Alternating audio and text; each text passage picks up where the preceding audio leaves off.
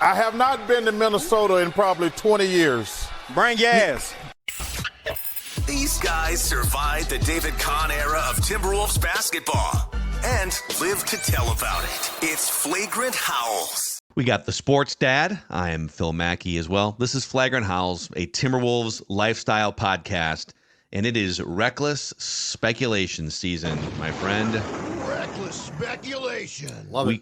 We gave you the juicy Hawks. It was Hawks, Grizzlies, Timberwolves three-way trade idea from last week. Mm-hmm.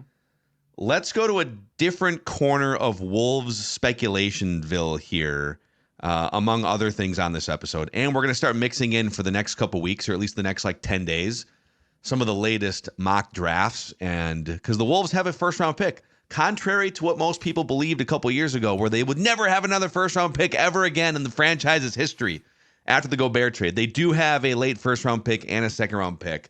So we'll get to all of those things after we shout out our friends at EcoFund to start this episode, your summertime fun headquarters. You see on the YouTube channel here, the Score North YouTube channel, the Watercraft 2024 Kawasaki and Yamaha. You can get Watercraft at the Forest Lake location, EcoFund. There's also EcoFund in Burnsville, where both locations you can get into the pavement fun items like scooters and motorcycles, ATVs, side-by-sides, electric bikes. EcoFun Motorsports is your summertime fun headquarters. Check them out again at Forest Lake and Burnsville and EcoFunMotorsports.com. That's EcoFunMotorsports.com, your summertime fun headquarters. Okay, I'm gonna read this to you. You let me know what you think of this, Judd. From Heavy.com. Karl-Anthony Towns would be near the top of the Knicks trade list as an athletic big man who can shoot and offer some help on the defensive end. Towns checks all the boxes, but the Timberwolves kind of need him too, so I'm not just going to give him away. Despite its success on the floor, Minnesota is still a bit of a mess in the front office in the midst of an ownership battle that's headed to arbitration. That has breathed new life into the possibility of a Towns trade because they've got the second apron. Right. Quote from an Eastern Conference general manager to Heavy Sports. All right. This is not an anonymous scout. Heavy's out there. This is Heavy.com talking to an Eastern Conference general manager. Okay. Quote, the Timberwolves are in flux. They want to keep building off what they did this year, but they just can't afford it. So I would think it's 100% expected that they move on from Karl-Anthony Towns when the dust settles, and the Knicks are going to be there. Mm-hmm. Here's another one. This is from The Athletic / New York Times. The Knicks have always had an eye on Towns, though this front office has never engaged in serious trade negotiations for him. This is speaking about the Knicks front office, according to league sources. He is a CAA client and one of the most skilled offensive bigs to ever touch a basketball, though he does have a complicated relationship with Knicks coach Tom Thibodeau. There are a couple people around the coach who believe that they have reconciled and would work well together now, though you never know until you see it in person. That's from The Athletic. So you have an Eastern Conference GM saying, oh yeah, they're going to be open for business, and I would expect the Knicks to be in. Yep. And then you have another league source or multiple league sources saying, even though there was some weird stuff at the end of the Tom Thibodeau era, that Cat and Tom Thibodeau. I feel like every year we hear about Karl-Anthony Towns going back to New York, going to New York, New Jersey area, Brooklyn with the Nets. Mm-hmm. Are you buying it this time around? The Cat Knicks steam. That's really interesting. So first of all, I will say this. Right now, Glenn Taylor owns this team. One of the things that clearly the Taylor camp leaked, if you recall, a month ago or so, or a month and a half, was that Mark and Alex would not allow this team to go into the second apron and had a very coherent plan for cutting back. And then Glenn's like, whoa, I won't sell the team now to you because I will pay. So if Glenn Taylor mandates, okay, Tim Connelly, you got to trade a guy based upon not what you get back, but based upon finances, that flies in the face of what Glenn had basically leaked out. So color me absolutely shocked by that there might be some dishonesty from an owner. yes, one, I am buying that the Wolves will make calls and or definitely listen. Here's the question, though, that I think we need to examine. And it's this. Karl-Anthony Towns' contract makes it pretty complex for a team to take on as well. So, like, we're talking about, can the Wolves potentially shed his contract and get a really good return because of the fact that his contract is going to pay him to a point where you would go into the second apron next season, okay? So then the question becomes, if that's the case, does the team that you are trading with, in this case, the Knicks, say, okay, we're going to give you exactly what you want back? Or do they say, hold on a second here, we're almost doing you a favor by taking on his contract. So we're not going to give you back, if you expect this massive return, don't expect that. So I think one, trading him is not as simple as it sounds based on that. And if that's the case, the return to me is incredibly important because we have discussed this. I think both of us are in the camp of, would we move Cat if the return was right? Absolutely. But if you're moving him for financial purposes and the return is not right, I'm not going to make that trade. So I think this is far more complicated than just, can they trade Cat? It's very important to me that it is what I guess in hockey terms they refer to as a hockey trade. In this case, it's a basketball trade, which means it's a talent trade. Yes, and that's where what you just said is how I feel, which is I think like the if you're ranking the reasons why you would trade Karl, the financial liability that you would take on, sorry, you're one of the Final Four teams in the league. Swallow hard and pay the luxury tax. So I wouldn't even. It's not my money, but I'm spending Glenn's money. I know what you're saying. A-Rod and Laurie's money here, but like, when you become one of the Final Four teams, finances should not have anything to do with your roster decisions. You should be making strategic basketball decisions. So if Tim Connolly comes in and says, hey, strategically, we think we want to keep Karl and maybe even add more money in some form, you should be leaning into what the right basketball strategy is for roster building. Now, I will say there are some restrictions when you are in the second apron when it comes to roster building and moves that you aren't able to make that you would have, and mid-level exception that you used to be able to tap into. There are some strategic reasons why it makes sense to stay below the second apron. So I would put that on the list. Mm-hmm. But the number one reason, number two, number three, number four for why you would ever consider trading Karl-Anthony Towns is, can you build a better basketball roster that can get you further than you went in this historic, for the franchise anyways, historic run to the Western Conference Finals. Here's another potential factor. I don't know if Karl cares about this or not, if this would sway him to want to, not that he doesn't have like a no trade clause. So, but if he were to go to the Timberwolves and say, it's been a good run here, but I am open to a trade. I don't know if you saw this last week, but Karl-Anthony Towns Sr. has been named the new head coach at Karl-Anthony Towns' high school in New Jersey.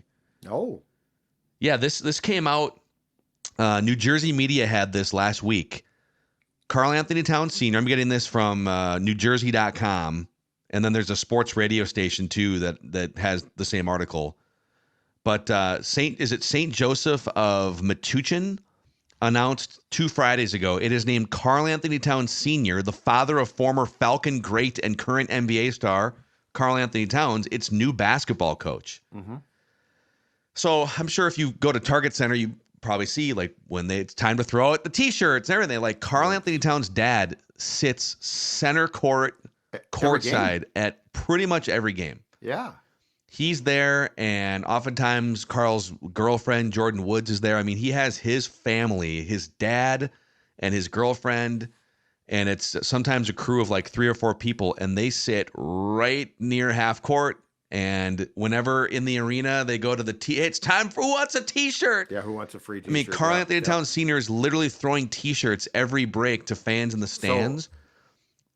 Again, I think Karl wants to play. I think he wants to play for the Timberwolves, but this would be a big change in that you are super close to your dad, and he's going to be coaching high school basketball, presumably from like November until March in New Jersey. Is he going to be able to even come to games? I'm just putting it out there as a factor for maybe why the East Coast might be more appealing than perhaps a year or 2 years ago. That's interesting. Yeah, I don't know. I mean, one, I'm surprised that he took the job. Good for him. But two, yeah, I mean, if you could go play for the Knicks or Brooklyn, I do think the more thought, and I know it makes a lot of sense logistically from a location standpoint. I do think that the Knicks might be one of the worst teams for him to go to. Not because they're bad, they're good now. But just think about how we talk about him, and then put him in a tabloid media metropolis. I don't know he thrives off of that. I think it depends on the situation, and I actually think the Knicks would have to view him the way that I sort of view him for the Timberwolves, which is he is a high-end role player on a team that aspires to win the championship. He is like your third scoring option that could go off at any time. Right. But you got two initiators, and we don't know who that second initiator is yet for the Timberwolves. Well, we know that Jalen Brunson is the initiator in New York. Yep. A lot of the other pieces on that roster are up in the air going into the offseason. If they were to make a move for Towns, would they do it with thinking that he's the second guy to Jalen Brunson, or would they do it kind of slotting him in as an expensive third option? Or is all this just BS speculation from random sources to The Athletic and to Heavy.com? Tibbs, because he coached him here, you would think that Tibbs knows exactly what he's getting. But here's the problem with Karl is I think the Knicks. I mean, let's just say, despite the contract, that the Knicks are like, okay, it's a really good role player, slotted. He's a 3 at best. He's not a 2. He's certainly not a 1. I don't know that matters when it comes to the town, though. I think the expectation of the fan base, which there is heavy as hell, and the media, which there, let's just say this: the pressure on the Timberwolves from those of us who cover the team is not exactly suffocating. And that's not a bad thing. Dude, people freak out when I will rip Karl on this podcast. Yeah, how could you? But I mean, there's a lot of how could you? But this is not an indictment of those who cover the team in this town, because I actually think that the media does a really good job on the Wolves. I agree. But go to a town where there's multiple newspapers and the New York Post exists and TV. They're like coming after you more than I don't know that here. they would accept. I don't know that the Knicks could be like, hold on a second, that's not our expectation. Back off. I think would he feed off it more? That's the interesting experiment. If you were to literally, if you had 5 or 6 prominent platforms going in, would he get angry and respond even more, or would it throw him off? And I think it would wear him down. That's my opinion. I think it wear most people down. Absolutely. You've got to be a certain type. Yeah. So I would say just one last thing on this, because I wish I had a great potential trade plan. Okay, this is the steam here. I think the Knicks are still trying to figure out what they're doing with some of these pieces. It'd probably have to involve a third or fourth team. Right. But I told you a year or two ago, the guy that I was the most interested in was Emmanuel Quickley, the Knicks backup point guard, kind of a combo guard. Well, he got traded to Toronto during the season, and he got to play 30+ minutes a game, mostly as a point guard initiator, and played pretty well, man. He was 17 points a game, 6-7 assists. He can score in the mid-range. So, but he's not with the Knicks anymore. So, what would you be trading him for? And one of the things that would be appealing is an initiator guard who could also maybe take over for Mike Conley, move Mike Conley to a bench role, reduced minutes. He's getting older, but we'd have to comb through and see what maybe a 3 or a 4 team trade would look like. But there's the annual Karl-Anthony Towns New York steam has been percolating here the last week, and we feel like it's our duty to recklessly speculate and bring you speculation. These reports, regardless of how credible they may or may not be. The thing about his dad is really intriguing, because I mean, they are very close. And you're right. Senior is here all the time. So if he's not going to be, that's definitely going to be a change in what Karl is used to. Here's one more piece of reckless speculation for today here. Reckless speculation. This is from Evan Sidery on Twitter. Buddy Hield. He covers the NBA, by the way, for Forbes, I should mention. Buddy Hield. Buddy Hield is expected to receive strong interest from contenders in free agency.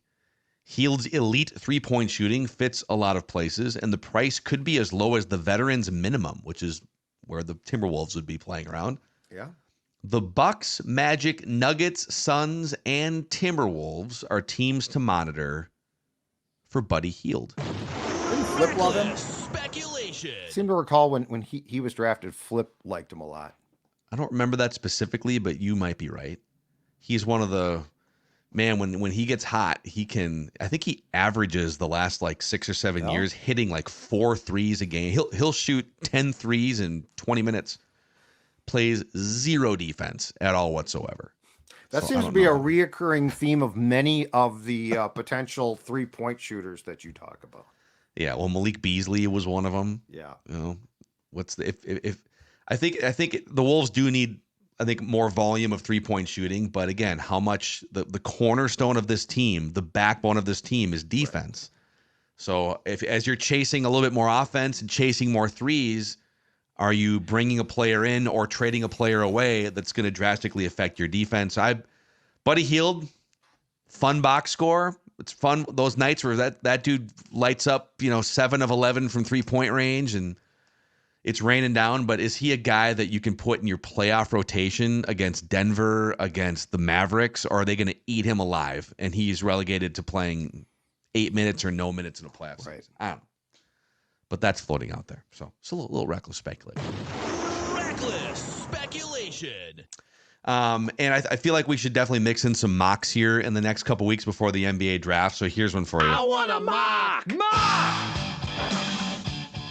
So this is from The Ringer.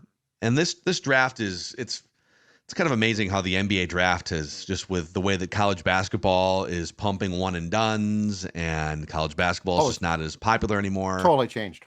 International players are and more international players are climbing up the draft boards. It's just not the household name fest that it used to be.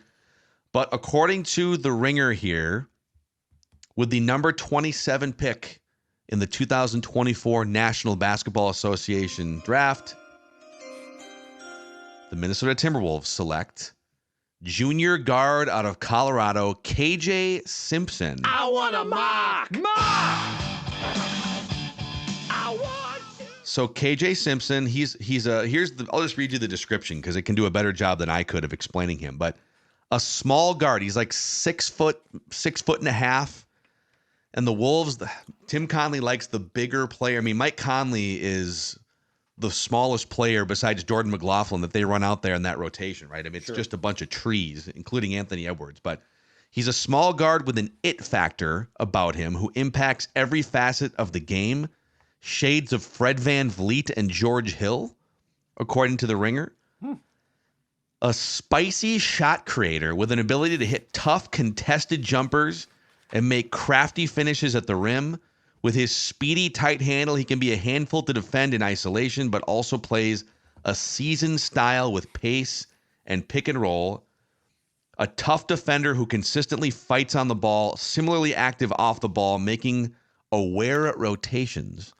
On the minuses side, he's an undersized guard. Like I said, he's only 6 feet, who will be targeted by offenses for mismatches. Not a great athlete. He struggled as a shooter over his first 2 collegiate seasons, making below 30% of his threes. But last year, he made 43% of his threes at Colorado. He is one of the older players projected to go in the first round, 21 and a half years old.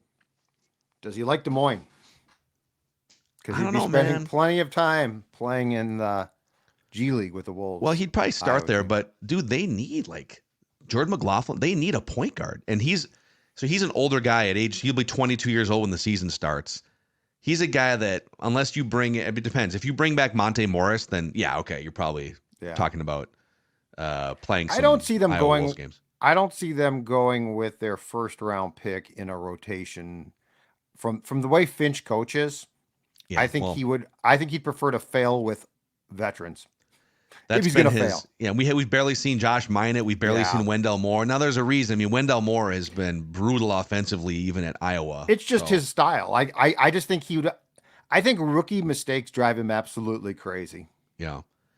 Yeah, there's a little Tom Thibodeau in there. Yeah. I think they have different personalities, but both of them would rather play a 7-man rotation of veterans than trust, the second rounder from 2 years ago that you've been developing. Yeah, I don't know. You can accuse him of abusing his players as much as Tibbs did, as far as playing time goes. So but he definitely has trust issues with young players that aren't stars. Yeah. The last part of this write-up is just kind of the summary. Mike Conley will turn 37 before next season, already has durability issues. Simpson would be the perfect guard to bring along as his backup and possible future starter who pushes Conley to a bench role that would demand less of him. So there's a Dell Curry, Steph Curry piece that came out. Let's actually save that we're going to do probably 2 or 3 episodes of Flagrant Howls this week. So there's a trip back down memory lane that triggered both of us that we should we can do it tomorrow. It's like I ate some bad basketball food and it's rumbling right now. I'm not happy about it. I feel the same way. I'm curious if it triggered us in the same way or if it triggered us in different ways. I'm willing to bet it's the same way. Okay. So we'll mix that in this week. And yeah, we're leading up to the NBA draft. We got NBA, I think July 6th is the official start to the free agency window, and then any number of things could happen here in the next. It's July 6th, 3 the signing, weeks, the first day that they can sign. I believe so. And then we start to get leaks on agreements on July 1st. Is that right? I think it all opens. It's not like I think it all just opens at the same time. I'm pretty sure. Oh, because there used to be you could agree but you couldn't sign. So yeah, no, you're right. Because we'll get confirmation on that. But I mean, Woj and Shams just have everything, so it doesn't really matter. Yeah, but it's all coming down the pipeline here. The NBA offseason, Timberwolves, one of the 4 best teams in the league. How will they tweak? Will they run it back? We got you covered here on Flagrant Howls. For the Sports Dad, Judd, I'm Phil. This is a Timberwolves lifestyle podcast.